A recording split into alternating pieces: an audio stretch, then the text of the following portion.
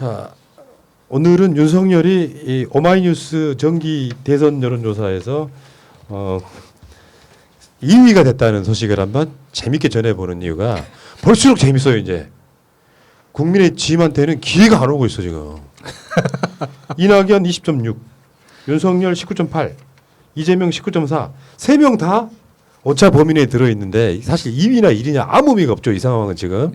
이 세 사람이 근데 지금 오마이뉴스와 리얼미터의 이 500명짜리 조사는 가장 윤석열이 높이 올라간 건데 그 다음 순위가 있잖아요. 홍준표 4등 5.1, 그 다음이 안철수 3.5, 유승민 3.3, 추미애 3.1, 오세훈 3.0, 주호영 2.7, 심상정 2.5, 황교안 2.3, 원희룡 1.0. 아 이게 2.0이구나. 아 원희룡만 생각하면 1%가 생각이 나가지고 원 포인트. 그다음에 김경수 1.8, 김부겸 0.8 이렇게 나왔더라고요. 추미애 장관도 3.1% 정도 나왔는데, 야 윤석열이 저렇게 있으면은 오마이뉴스가 이번에 500명짜리가 아니네요. 2,538명이네요. 꽤 크게 했네. 예. 5일 동안 2,538명 대상을 했는데 윤석열이 19.8이네요. 윤석열 씨가 19.8% 나왔다는 거 보면 이거는 인지도 조사에 가까운 거지. 대선 후보 적합도 하고 과연 관련이 있을까 싶어요. 이럴수록 국민의 지임이 다급해지죠. 불확실성이 너무 크잖아. 윤석열이 정치를 할지 안 할지도 몰라. 정치를 한다고 해도 우리 당으로 들어올지 안 들어올지 몰라.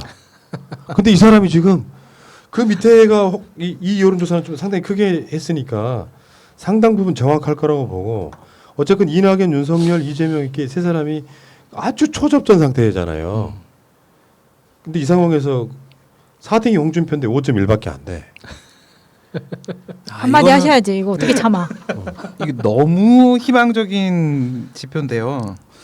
아까 그거랑 연결을 해보시면요. 12월 초에 징계가 나올 거예요. 그리고 소송 들어가고 거기서 집행정지 가처분 신청을 해서 만약에 성공을 하면 총장으로 7월까지 어떻게든 뭐 갈지도 모르죠. 근데 거기서 실패해버리게 되면 윤석열은 거기 있을 이유가 없잖아요. 그 소송 몇 년씩 할 이유가 전혀 없어요. 그러면 1월 안에는 만약에 집행정지 실패하면 1월 안에는 윤석열은 튀어나온다 밖으로. 그러면 얘는 어쩔 수 없이 정치를 하게 된다. 이 상황 때문에서라도 그렇게 되면 이 윤석열 씨 19.8%는 이후에 보궐과 대선 때까지 그냥 계속 간다. 얘가 정치를 해버리면 그럼 국짐은 자리가 없다. 그럼 우리는 무조건 대선은 이긴다. 그 윤석열 우리는 응원을 해야 되는 거예요. 신박한. 그러니까 나 이런 여론조사를 막 방송으로 하는 걸 좋아하지는 않는데 그냥 괜히 즐겁더라고요. 왜냐하면 윤석열이 해임돼서 쫓겨나는 상황이 되면 분명히 정치할 거예요 이제는. 그렇죠. 그렇게 쫓겨나면 분명히 할 거라고. 내가 사퇴를 하고 뭔가 분위기를 보는. 근데 지금껏 윤석열의 스탠스는 임기 채우겠다는 거였잖아요.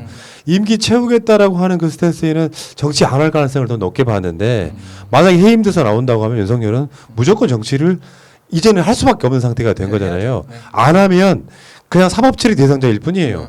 어쨌든 간에 정치를 하겠다라고 나올 수밖에 없는 상황이 저는 만들어지는 거라고 보거든요. 근데 윤석열이 그럴수록 더 주목을 받아가지고 야 문재인 정부에서 권력을 수사했더니 쫓겨나는 검찰총장이라는 타이틀을 갖고 계속해서 이제 막 바람 풍기고 다니는 거예요. 그래서 국민의 짐에 들어갈 것인지 말 것인지 안철수처럼 이제 윤석열이 간도 좀 보고 간성열 되는 거죠.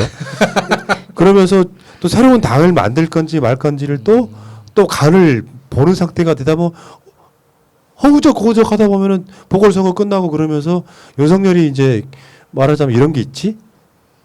이런 걸 생각해야죠. 윤석열이 쫓겨나면 검사들이 나도 총장님 따라가겠습니다 할 놈들은 한 놈도 없고 내가 봤을 땐 그래요. 윤석열은 검찰이라는 보호막이 사라진 상태에서 상당 부분 언론으로부터도 버림받을 가능성이 높아요.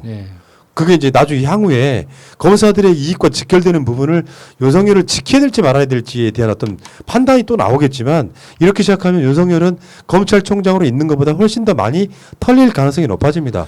그러다 보면 나중에 장모 건이나 뭐 김건희 건이라든지 옵티머스 건 같은 것들이 또 다른 어떤 결과물이 나오면 범죄자로 전락하면서 조용히 사라질 가능성도 높아집니다. 왜 옥중 출마할 수도 있죠. 옥중에서. 그래서 끝까지 국민을 위해서 봉사하겠다고. 되게 재미있는 현상을 우리가 볼 수가 있는데요. 윤석열이 지금까지 했던 짓을 생각을 해보게 되면요. 2명의 법무부 장관을 공격을 했어요. 자신의 자리를 지키기 위해서. 첫 번째 조국 장관을 공격을 했고요. 두 번째 추미애 장관을 공격을 했죠. 그런데 이후 상황을 보시게 되면은 추미애 장관의 반격에 의해서 윤석열은 쫓겨나게 됩니다. 그러면 지난번 윤석열의 정치 행보에 대해서 제가 그때 4단계 뭐 이런 얘기를 드렸었는데 그때 다시 한번 적용을 시켜보게 되면요. 지금 이 자기가 공격했던 2명의 장관을 넘어서야 얘는 정상적으로 정치계에 입문을 할 수 있을 것이다 라고 얘기를 했는데 추미애 장관에 의해서 쫓겨납니다. 그러면 한 명의 장관의 반격이 남아있죠. 조국 장관과 그 가족들의 재판이 남아있습니다. 그러니까 윤석열은 추미애 장관에 의해서 자기가 2번째 공격한 사람에 의해서 첫 번째 반격을 당하고 쫓겨난 다음에 밖에 나가서 당을 만들 거예요. 어쩔 수 없어요. 당을 만들고 움직이고 있을 때 조국 장관 재판의 결론이 나와버리면 윤석열은 거기서 그냥 낙동강 오리알이 돼버리면서 윤석열이 죽는과 동시에 국짐이 같이 죽을 겁니다. 그러니까 윤석열은 지금 이 지표는 우리에게 너무 희망적이고 이후에 우리는 할 일이 없어요. 계속 알려주려고. 그냥 가만히 있으면 돼요. 계속 알려주려고.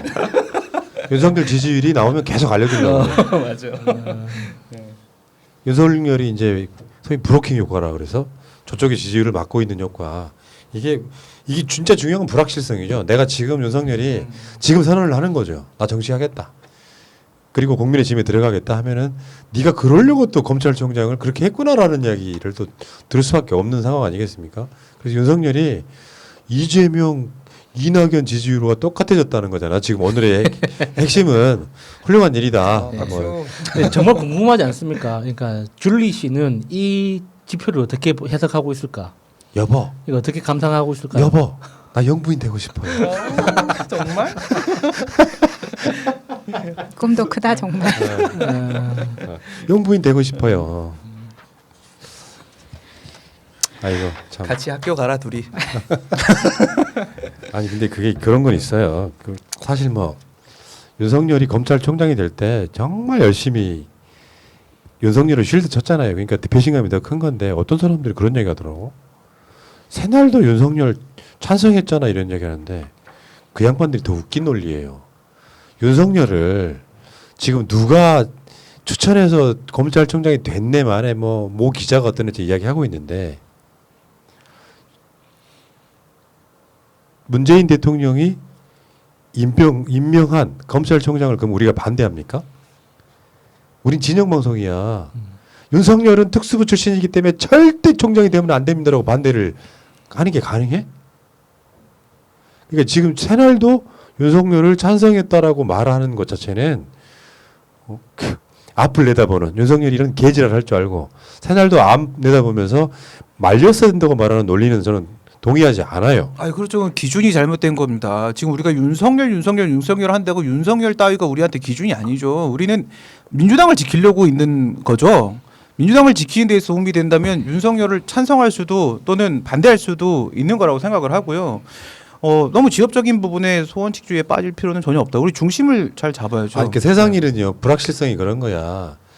조국을 장관 시켜놓으면 법무부 장관으로서 검찰개혁 잘할 거다라고 하는 불확실성이 없는 캐릭터가 있고 윤석열은 상당 부분 불확실성이 많은 캐릭터였던 건 맞아. 더군다나 이 사람이 검찰 특수부 출신이고 중앙지검장 될 때부터 상당히 많은 권력이 부여됐던 것도 사실이에요.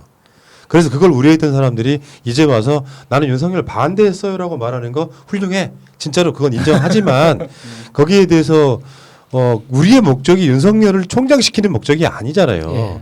문재인 정부를 성공시키는 목적에서 당시에 윤석열의 어떤 지지했던 부분이 좀 솔직히 말하면 다시 한번 제가 사과를 드리는 건데 이럴 줄 몰랐죠. 그것은 문재인 대통령도 마찬가지잖아요. 아니 그럼 그 당시에 반대를 하면 문재인 대통령을 공격을 해야 되는데 그럴 만한 언론이 우리 진영에서 그럼 나와야 된다는 얘기입니까? 그것도 말이 안 되고 그렇게 치면 최재형, 윤석열, 홍남기 다 문재인 대통령이 임명했는데 그것도 까야 되는 겁니까? 그 사람들 논리가 되게 이상한 거예요. 목상으로 올라와. 따라와. 자 어쨌건 윤석열 대선 후보가 되면 참 재밌겠다라고 하는 이상한 자신감 어디서 오는 걸까요? 윤석열 덕분입니다. 그러니까요. 사실은 검찰을 희화화시키고 있는 건 윤석열이에요. 아까 그 초반에 봤던 그거 한번 보여주세요. 만평 역살 사진 잡는 이런 거? 건데 누나한테 까부는 어. 거. 그런 거예요. 역사는 그런 거라고. 지금 추미애 장관은 일생을 걸고 지금 이런 식의 그 아까 그 사진 하나가 더 재밌었는데 예. 현재 상황 한 장 정리 해가지고 제가 윤석열이죠. 지금. 누나한테 까부면 윤석열이 죽는다. 지금 벽에 딱 몰려 있는 거죠. 벽에 몰린 윤석열 그리고 이쁜 언니가 지금 목을 조르고 있습니다. 감사합니다. 마치 우리 누나 같네요. 네. 자, 윤석열이 검찰총장 된 것은 다 우리 탓이라고 생각하시고요.